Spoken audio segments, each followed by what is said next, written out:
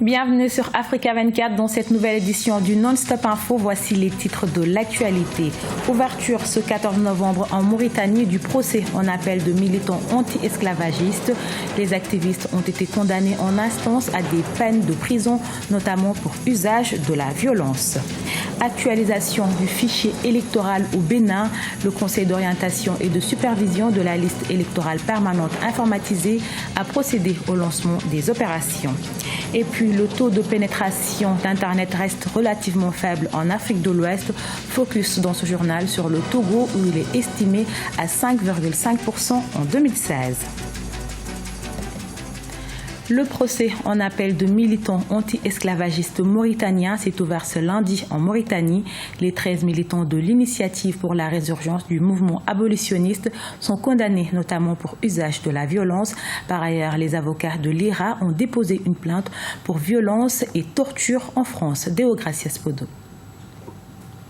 La justice mauritanienne accuse un groupe d'activistes d'avoir participé à des violences antipolicières en compagnie de 7 autres habitants du quartier Ksar au centre de Nouakchott. Les faits remontent au mois de juin 2016 alors que les autorités avaient entamé une procédure d'expulsion de plusieurs occupants illégaux. La manœuvre avait viré à l'affrontement et une dizaine d'agents avaient été blessés. Ce lundi 14 novembre, le procès en appel de ces militants anti-esclavagistes membres de l'IRA, Initiative pour la résurgence du mouvement abolitionniste, s'est ouvert à Zouirat dans le nord du pays. Il s'agissait d'une occupation illégale de terrains privés et les occupants devaient libérer ces terrains en contrepartie d'un remboursement du propriétaire. Les vidéos sont disponibles. Il y a eu des officiers de la police qui ont été évacués à l'étranger pour soins après ces actes de violence.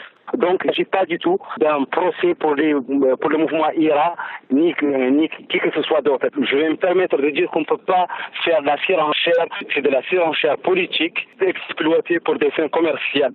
En première instance, les prévenus avaient été condamnés à des peines de prison allant de 3 à 15 ans. 3 des militants, dont le chef d'une section de l'IRA, ont écopé de 15 ans de prison ferme. 8 autres ont été condamnés à 5 ans de prison ferme. Les 2 derniers doivent purger 3 ans de prison ferme.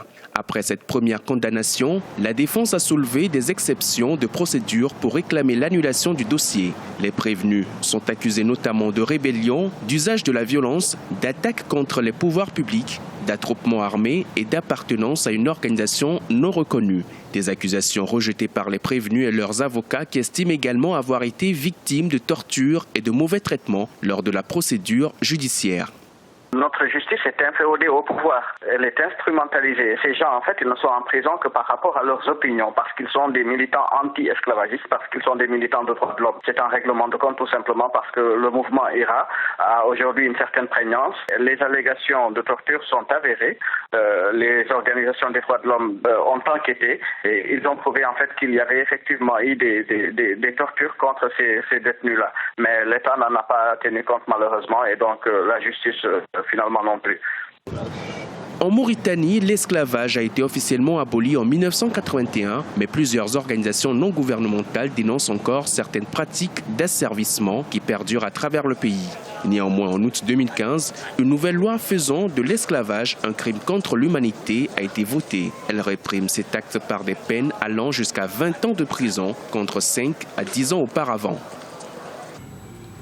En Tunisie, d'importantes caches d'armes ont été découvertes à la frontière avec la Libye, des caches qui se trouvaient à proximité de la ville de Ben Gardan, dans le sud-est tunisien. Elles contenaient notamment des missiles solaires, des roquettes, des kalachnikovs et des fusils. La ville de Bergandan avait été attaquée le 7 mars 2016 par un commando d'une centaine de terroristes affiliés à l'État islamique, dont une cinquantaine venaient de la Libye. Au Bénin, les opérations d'affichage des extraits du fichier électoral national entrent dans leur phase active. Le Conseil d'orientation et de supervision de la liste électorale permanente informatisée a procédé au lancement des dites opérations. Toutefois, des difficultés mettent à mal le processus. Les précisions dans ce reportage de notre correspondant Lefty Ounou, commenté par Corinne Kamdem. Bénin, le Conseil d'orientation de la supervision de la liste électorale permanente informatisée, COSLEPI, s'active pour l'actualisation du fichier électoral. La première phase de cette mise à jour qui s'est déroulée du 5 au 30 octobre 2016 sur toute l'étendue du territoire a non seulement consisté à prendre en compte les citoyens ne figurant pas sur la LEPI de 2011 et 2013, de nouveaux électeurs, mais aussi à enrôler des personnes qui veulent la modification de leurs données personnelles. Cette phase a enregistré une faible participation des populations. Il veut se faire enregistrer sur la liste électorale, dans le fichier électoral national, mais du fait de cette période d'accalmie, beaucoup parfois ne s'en préoccupent pas trop. Donc ça fait qu'il y a un problème d'information, de déficit d'information qui se pose au niveau de la population. Et nous sommes en train de nous efforcer via donc les radios communautaires, via donc les chefs, nos élus locaux, chefs quartiers, de manière à ce qu'on puisse passer l'information pour avoir quand même à inscrire donc le plus grand nombre. La deuxième phase doit conduire à l'élaboration des cartes d'électeurs pour les nouveaux majeurs et les nouveaux enrôlés. Après la première phase, les données collectées seront transférées vers le Centre national de traitement. Plusieurs difficultés entravent le bon déroulement des travaux, notamment la non-disponibilité du financement nécessaire. Il faut dire qu'au cours des 2 COS passés, au cours surtout l'élection présidentielle passée, tous ceux qui avaient travaillé comme agents pour le compte du COS LEPI n'ont pas pu entrer en possession de leurs indemnités.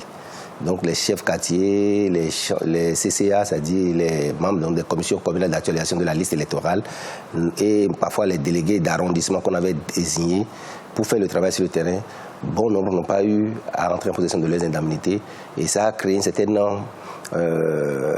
certains ne sont plus tellement motivés à nous accompagner cette fois-ci. J'ai dû passer l'information pour les rassurer que non seulement mon équipe actuelle ne restera devoir aucun centime à aucun membre qui devra travailler sur le terrain, mais dans le même temps, les arriérés seront pris en compte puisque j'ai eu des échanges avec le gouvernement qui m'a rassuré qu'ils vont payer ces arriérés-là. Et d'ailleurs, nous sommes dans cette démarche actuellement avec le gouvernement. Le budget de l'actuel COS LEPI est estimé à environ 3 milliards de francs CFA.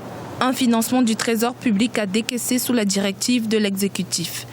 Le délai réglementaire pour rendre la nouvelle liste électorale effective est le 15 janvier 2017. La SECNA, l'Agence pour la sécurité de la navigation aérienne en Afrique et à Madagascar, a un nouveau directeur général. Il s'agit du Nigérien Mohamed Moussa. Il a été élu lors de la réunion extraordinaire des ministres de cette organisation panafricaine. Il succède pour 4 ans au Malien Amadou Ousmane Guité. Amira Benjabala Jean-Pierre. Mohamed Moussa, élu directeur général de la SECNA, l'Agence pour la sécurité de la navigation aérienne en Afrique et à Madagascar. Son élection a eu lieu ce vendredi 11 novembre à l'occasion de la session extraordinaire du comité des ministres de l'organisation. Cet ancien cadre de l'agence, ingénieur en navigation civile, a également été ministre de l'Intérieur et des Transports au Niger. Ils étaient au départ 5 à briguer le poste de président de la SECNA. Mohamed Moussa était le grand favori. Il prendra ses fonctions le 1er janvier 2017. Notre ambition est de nous mettre au service d'une vision partagée par les États membres de la SECNA et du continent africain pour un ciel toujours plus sûr et encore plus intégré. L'agence doit désormais s'inscrire durablement dans la vision du président Kwame Nkrumah, selon laquelle l'Afrique doit s'unir ou périr. Créée en 1959 à Saint-Louis au Sénégal et gérée par la Convention de Dakar, la SECNA a pour principale mission la gestion de l'espace aérien et la fourniture de services aéroportuaires au sein d'un espace d'une superficie de 16 millions de kilomètres carrés et doté d'une 50aine d'aéroports. La SECNA, du point de vue technique, ce qui est, je peux dire, la sécurité même de la navigation aérienne, la SECNA a aussi progressé dans ce domaine-là parce qu'il s'agit de sécuriser l'espace aérien de la SECNA. Donc de plus en plus, nous voyons au niveau de la SECNA la mise en place d'un certain nombre d'équipements de navigation aérienne qui permettent de maîtriser son espace. Donc, et de plus en plus, ces équipements, sont modernisés. Mais nous savons quand même, bien sûr, parce qu'on ne l'ignore pas, que la SECNA a beaucoup de difficultés au niveau de ses finances. Le Niger vient de gagner une nouvelle fois un poste très convoité. Le Nigérien Ousmane Oubandawaki a en effet été à la tête de l'agence de janvier 1999 à décembre 2004.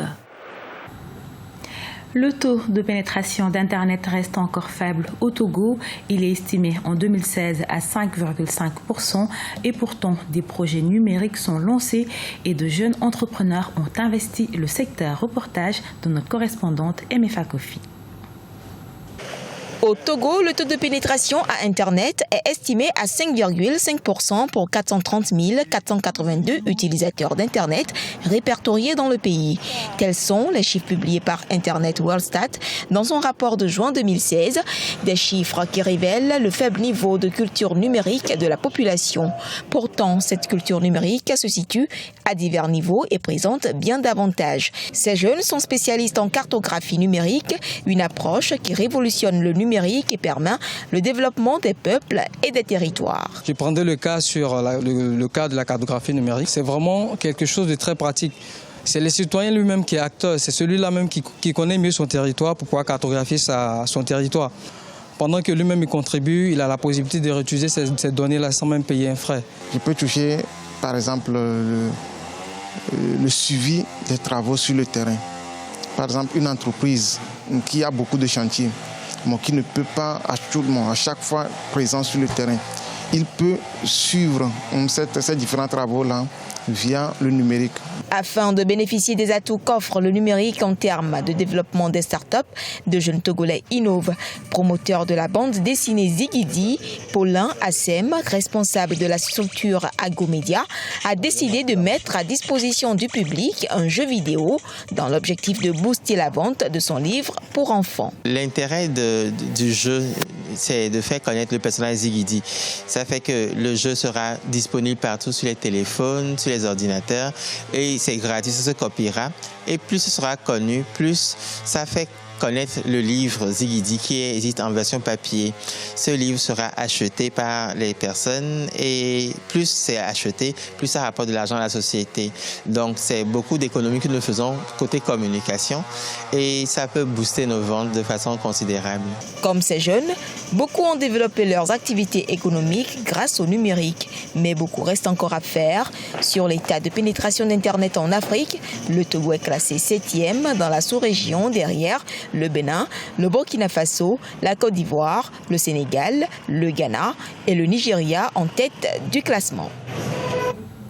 Ce journal a été réalisé par l'ensemble de la rédaction. Nous vous remercions pour votre fidélité. Dans un instant, une nouvelle édition de l'actualité sur Africa 24.